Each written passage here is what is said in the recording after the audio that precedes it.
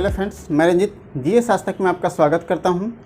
दोस्तों, BSSC CGL third और inter level second की वैकेंसी बहुत जल्द आने वाली है और आपको अभी से इसकी तैयारी करनी चाहिए ताकि आप समय पर तैयारी को पूर्ण कर सके और साथ साथ आप एग्ज़ाम में अच्छा परफॉर्मेंस दे सके और आपका अंतिम रूप से चयन हो सके। तो ये वीडियो काफ़ी महत्वपूर्ण होने वाला है। इस वीडियो में आज मैं डिस्कस करने वाला हूँ कि आप लोग को किस तरह से तैयारी करना है। तो ये वीडियो काफ़ी महत्वपूर्ण होने वाला है। वीडियो को अंत तक देखिए। अगर हमारे चैनल पे नए हैं तो इसे सब्सक्राइब कर ले और बेल आइकन का बटन जरूर दबाएं ताकि आने वाली वीडियो का नोटिफिकेशन आपको सबसे पहले मिल सके। तो दोस्तों, जैसा कि आप लोग को मालूम है कि कई सारे न्यूज़पेपर में ये खबर आया है कि ये दोनों वैकेंसी बीएसएससी सीजीएल थर्ड और इंटर लेवल सेकेंड की वैकेंसी जुलाई के फर्स्ट वीक में आने की संभावना है। मतलब आपकी वैकेंसी 10 तारीख से पहले आ जाएगी। ठीक है, 10 तारीख से पहले आ जानी चाहिए।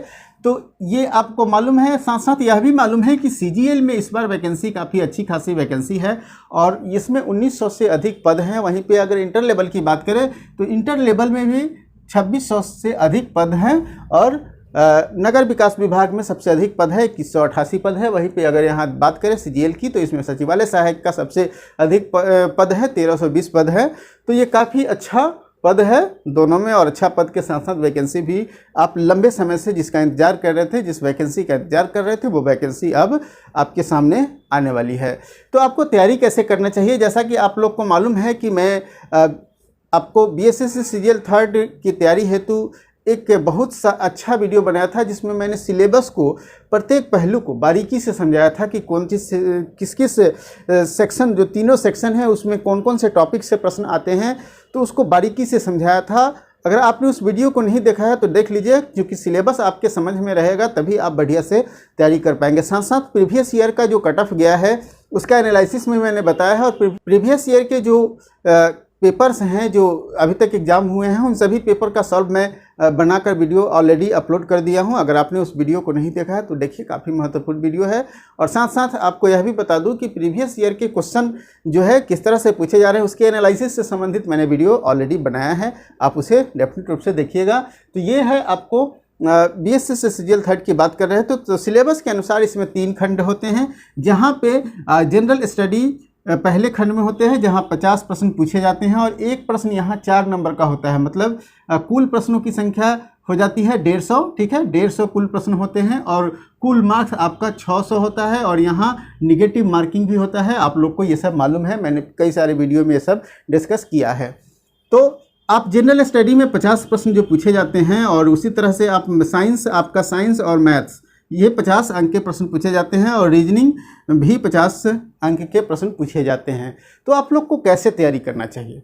तो आज मैं इस 3 खंड को आप लोग को जो बता रहा हूँ वो आप 2 खंड में बांट दीजिए। ठीक है, पहला जो खंड होगा वो सामान्य अध्ययन का होगा। ठीक है, सामान्य अध्ययन मतलब जनरल स्टडीज़, और ये सामान्य अध्ययन में आप खंड ए और खंड बी का जो साइंस है उसको डाल दीजिए। ठीक है, खंड बी के साइंस को डाल दीजिए और दूसरा जो खंड है उसमें आप खंड बी के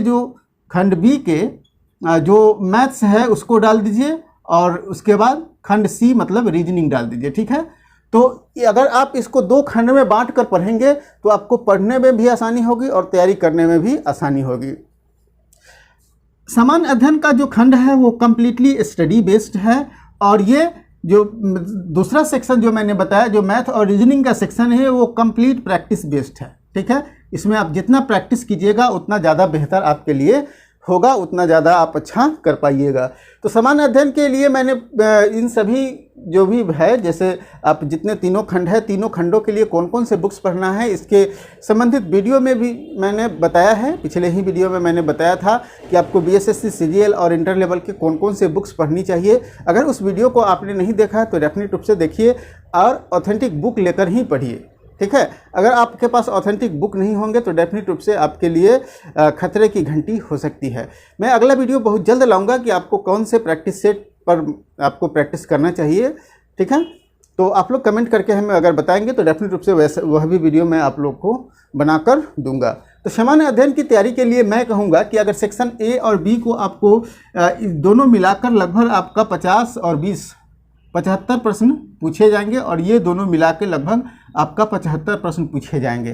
तो आप अगर सामान्य अध्ययन में कितना भी मेहनत कर लेंगे तो इस 75 में से आप ज़्यादा से ज़्यादा कर पाएंगे ना, 75 में से ज़्यादा कर पाएंगे तो 50 कर पाएंगे, इससे ज़्यादा आप नहीं कर पाएंगे। और वहीं पे अगर आप सेक्शन बी की बात करें मैथ रीजनिंग की, तो इस 75 में 75 आप कर सकते हैं, ठीक है। तो 75 में 75 आप कर सकते हैं, और ज़्यादा मतलब नहीं तो आप 70 तो डेफिनेट रूप से कर सकते हैं। मतलब सिलेक्शन आपको ये दूसरा खंड जो मैंने बताया है मैथ और रीजनिंग का खंड, वो ही आपके लिए सिलेक्शन का कारण हो सकता है, सिलेक्शन वही दिला सकता है। तो आपको क्या करना है कि सामान्य अध्ययन के लिए स्टडी करना है। स्टडी के लिए आपको मात्र एक मैं यह भी बताऊंगा कि आप लुसेंट के अलावा दूसरा कुछ मत पढ़िए। लुसेंट को 5 बार पढ़िए, ठीक है। डेफिनेट रूप से आपके सामान्य अध्ययन के सारे प्रश्न आपके कंप्लीट हो जाएंगे, ठीक है। और बिहार के लिए आपको कुछ करना नहीं है। बिहार के लिए हमारे चैनल पर जो बिहार जीके एमसीक्यू सीरीज चल रहा है, वो आप सिर्फ उसी को फॉलो कीजिए। इसके अलावा आपको कुछ किताब वगैरह कुछ खरीदने की ज़रूरत नहीं है, आप उसी को फॉलो कीजिए। अगर उसको फॉलो करने से आपके बिहार के 3-4 प्रश्न जो पूछते हैं वो डेफिनेट रूप से हल हो जाएंगे। और जहाँ तक करेंट अफेयर्स की बात है, तो करेंट अफेयर्स का जो मैंने एमसी के साप्ताहिक करंट अफेयर्स चला रखा है, सिर्फ उसी को फॉलो कीजिए। उससे भी आपको जो 3-4 प्रश्न आते हैं करंट अफेयर्स से, वो सॉल्व हो जाएंगे। और लुसेंट के अलावा आपको दूसरा कुछ पढ़ने की ज़रूरत नहीं है। इसके लिए समान अध्ययन के लिए मतलब आपको खंड ए के साथ साथ समान अध्ययन के साथ साथ साइंस जो लुसेंट में दिया हुआ है उतना से ही आपका लगभग प्रश्न सही हो जाएंगे। अगर 25 प्रश्न पूछते हैं तो डेफिनेट रूप से 20 प्रश्न आप उससे सॉल्व कर पाएंगे। तो डेफिनेट रूप से आपको ज़्यादा मोटी किताबों के चक्कर में नहीं पढ़ना है। लुसेंट को आप 5, 7, 10 जितना बार आप पढ़ सकते हैं, जितना बार आप उसको रिवाइज कर सकते हैं, करते रहिए, पढ़ते रहिए, ठीक है। और रही बात दूसरा सेक्शन जिसमें मैथ और रीजनिंग है, ये कम्प्लीटली प्रैक्टिस का चीज़ है। अगर आप किसी भी बुक को लेते हैं तो बुक में भी ऑब्जेक्टिव दिए रहते हैं और वहाँ भी आपको प्रैक्टिस ही करना होता है। तो आप जितना ज़्यादा प्रैक्टिस करेंगे उतना ज़्यादा बेहतर कर पाएंगे। इसलिए रीजनिंग और मैथ के लिए आप जितना ज़्यादा प्रैक्टिस कीजिए, जितना ज़्यादा आप रीजनिंग मैथ बनाइएगा, उतना ज़्यादा आपका तैयारी अच्छा हो जाएगा। डेफिनेट रूप से आपको प्रैक्टिस जब ये करना है तो इसके लिए आपको बुक्स की भी ज़रूरत होगी। तो बुक्स मैंने ऑलरेडी सजेस्ट कर दिया है।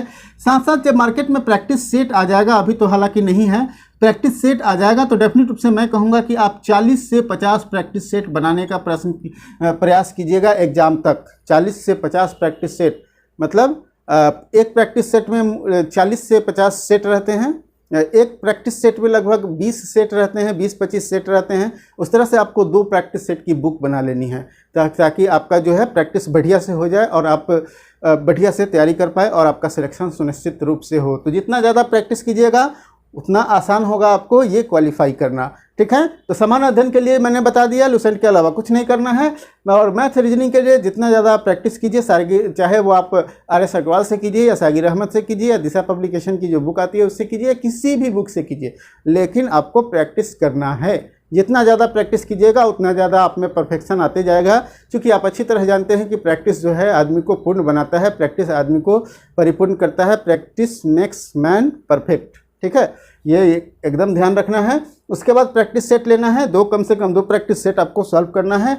और प्रैक्टिस सेट एक दिन गैप करके सॉल्व करें, ठीक है। एक दिन गैप करके सॉल्व करेंगे तो हमें लगता है कि आप लगभग 60-70 प्रैक्टिस सेट सॉल्व कर लेंगे, ठीक है।